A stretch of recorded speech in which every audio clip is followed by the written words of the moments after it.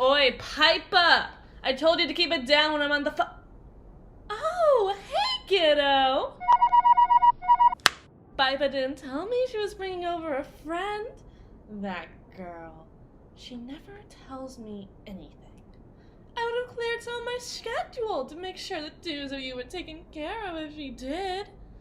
Not that you need the help, of course. Pulling yourself up by your bootstraps. Sure, it's on my dollar since Piper's never getting past her physics exam without the brain power of an actual ingenue. But it's not like it's charity. We're of the same kind of stripe, don't you know? Didn't come from wealth, didn't come from nothing. And yet, here we are, standing in the same penthouse on the Strip. If I'm not careful, this floor could be yours in about 5 years. I'm sure of it. You got the spice. You got the moxie. All the puny little ants down there just keep it above water, don't you know? But people like me, people like you, we swim so well we might as well soar. You ought to be proud. Well, someone's ought to be proud of you, right? Why not you? It's a nice thought, I suppose. Piper, in your corner. But I don't think she really gets it. Not like we do. People always remember the fact that Icarus soared too high as a cautionary tale against ambition, but nobody ever seems to remember that he could have just as easily flown too low and been swallowed up by the ocean all the same. He just never would have felt the sun on his face, never let the salt leave his mouth. Nobody ever says not to aim too low. Maybe someone should. Now, it's not my place to say anything, of course. Piper keeps the company she wants to, and I keep to mine without a care in the world between us. But I have to admit that I'm nothing short of baffled. And I mean completely baffled on how she managed to nail you down. I mean, it is. Well, you're just so smart and studious, born into nothing but the shoulders you carry the world with. You work hard, and you work well, and you never even complain about it. You do what you have to do, not for the accolades, the praise, the thanks, or anybody else. You do it because you have to do it.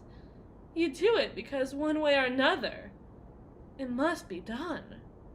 You provide.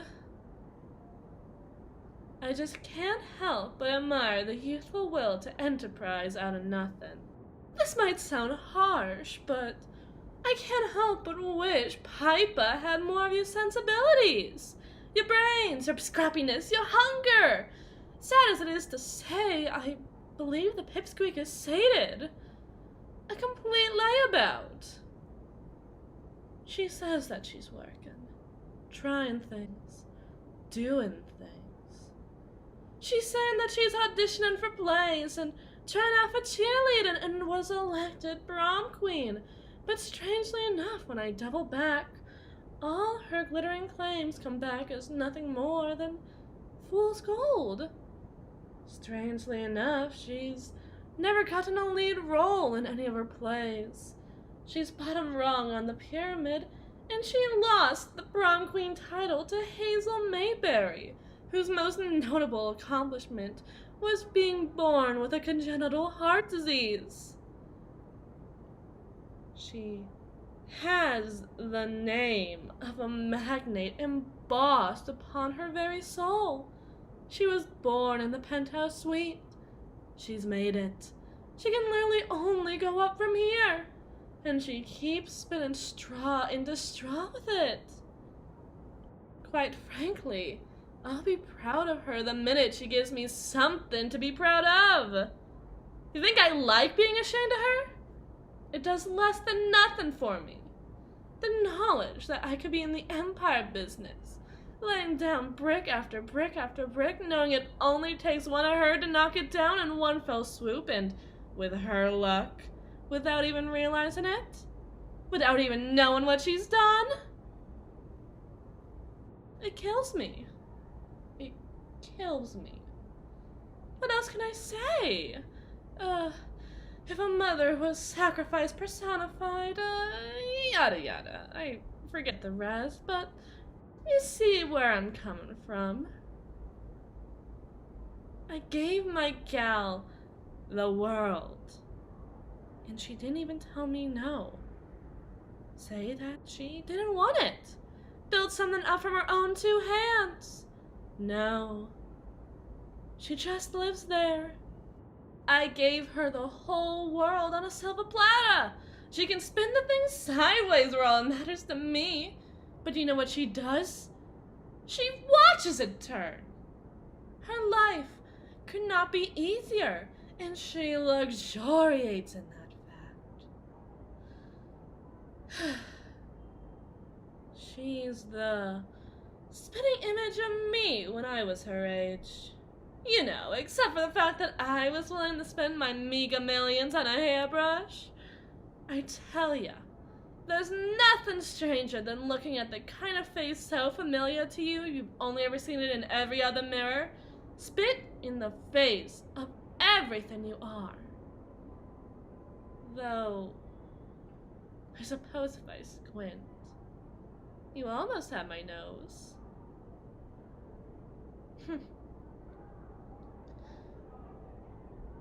You know, maybe I'm only so snide about your climb to the top on my dollars because I'm watching you nickel and dime yourself for something that could just as easily be accomplished by an app and a future accounting branch manager who needs the ego trip before their college applications. You have a far brighter future in front of you. And it's only called a complex when such a delusion is untrue. I want to help. Or rather, I want you to help me. I know how bold-faced charity can make you squeamish. I know because I'd be the exact same way. Starting next week, I'd like you to become my personal secretary. It'd only be part-time position to keep in mind with your schooling and weaning Mrs. Bard off the saddle, but it'll mean working with a real spear of operations. A pretty high position to pad out your resume right out of school. And it would be compensated unlike the internships I offer.